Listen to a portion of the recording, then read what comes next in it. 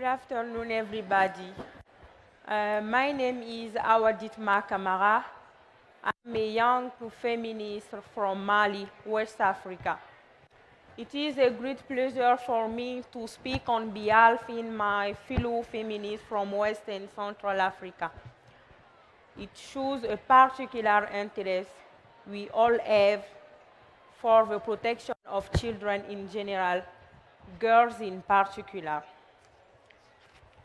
Ladies and gentlemen, let me remind you that every 2 seconds, a girl is married in war without reaching her majority.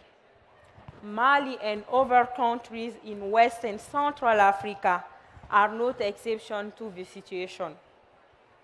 In Mali, 49% of girls are married before the age of 18. 49%.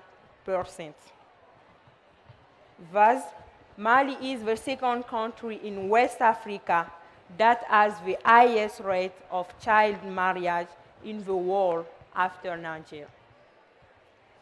Ladies and gentlemen, women are not inferior to men by nature, but they are according to social norms. Where I come from, disparities are striking. This area is the region of Kai, the first administrative region of Mali. It holds the first position and exceeded from 5 the national rate with 16.6% of girl marriage before the age of 15. Dear audience, don't these numbers strike you? In the early days of our independences, the authorities of Mali put the issues of childhood in their priority.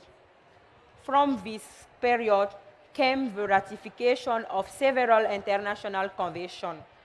However, until now, Mali has not met its commitments. Ladies and gentlemen, this is a testimony that is still in my hands. A sister in my community killed herself after a month of forced marriage at just 14 years old. She had seen her life and dignity taken away from her. She had to face the one who will abuse her sexually for a long time. This child marriage has serious consequences on the health and girls and often go with other forms of gender-based violences such as female genital mutilation. They also limit opportunities and perspectives in their life without access to sexual and reproductive health and rights and sexual education. Girls face higher risk of early pregnancy and are often forced to leave their school. Through their inactivity, government contributes to perpetuate and exacerbate inequalities between girls and boys. One marks, in fact, first legislation. The government of Mali must set the age of marriage to 18 years old for boys and girls according to its commitments. Laws are important, but they are not sufficient.